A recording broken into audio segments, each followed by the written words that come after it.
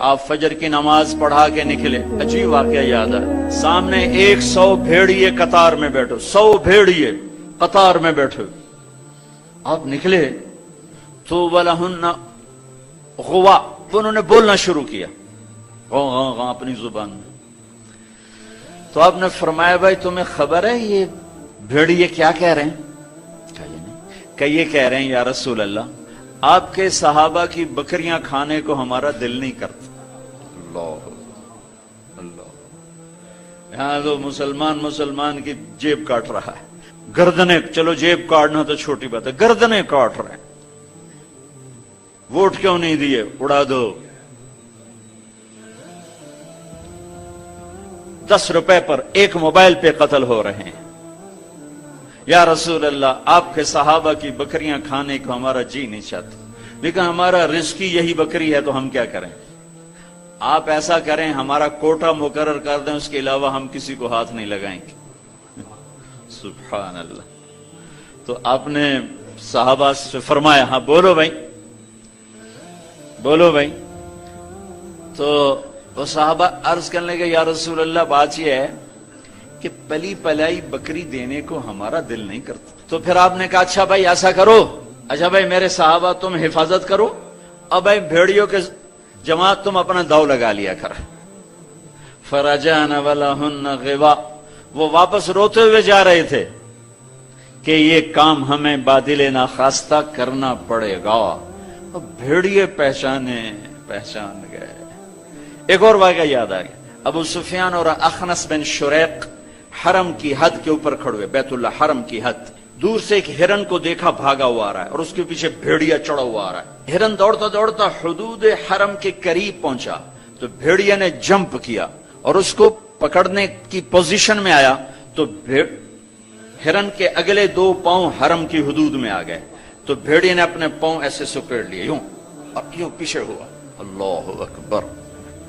ابو سفیان کہنے لگا واہ عجبا، اوئی عجیب، یہ بھیڑیوں کو بھی پتا ہے کہ یہ حدود حرم ہے. تو ایک دم بھیڑی ایسے سیدھا ہوا کہ وَأَعْجَبُ مِنْ ذَلِكَ،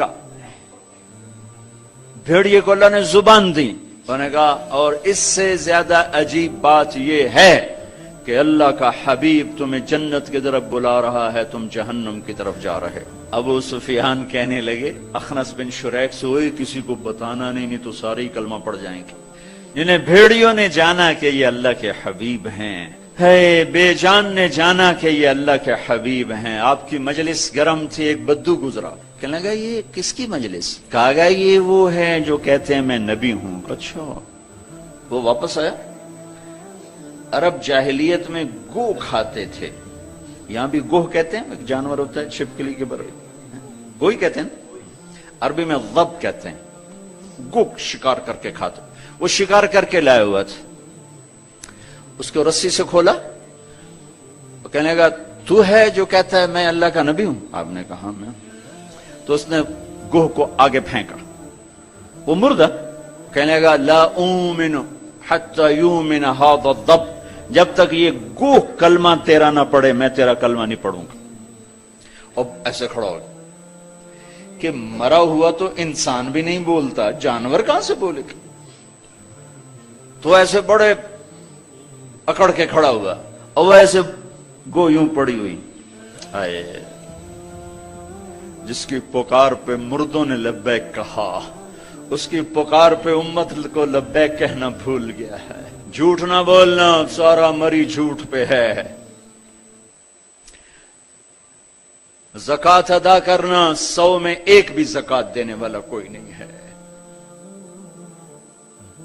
زنا نہ کرنا، اڈے قائم ہو گئے. شراب نہ پینا، اڈے قائم ہو گئے. ایک دوسرے پہ تلوار نہ اٹھانا، گردنیں نہ کاٹنا، آپس میں ایک دوسرے کو ذبح کرنے لگ گئے. آپ نے اس کو یوں دیکھا یا ضب، اے گوہ. وہ تو ایسے مری پڑی تھی، اس نے پہلے سے آنکھیں کھولی، پھر یوں گردن اٹھائی، پھر اپنے اگلے ہاتھوں پر یوں کھڑی ہو گئی، یوں اتنا سینہ اٹھا لیا. ایک سب مجمع پہ ایک دم سناٹا چھا گیا اور اس نے زور سے کہا لبیک وسعدیک یا زین من وافا یوم القیامہ. میں حاضر، میں حاضر، میرے بھاگ جاگ اٹھے، میں تو آج بڑے نصیبوں والی ہوں کہ آپ نے مجھے پکارا، حاضر یا رسول اللہ۔ اور جو آپ کو نام دیا، جو نام دیا کمال کر دیا، یا زین من وافا یوم القیامہ۔ ہے قیامت کا دن بڑا خوفناک ہے، قیامت کا دن بڑا ہولناک ہے، قیامت کا دن بڑا ہیبتناک ہے، پر یا رسول اللہ جب آپ وہاں ہوں گے تو آپ کی برکت سے وہ دن بھی خوبصورت ہو جائے گا۔ ہائے ہائے ہائے۔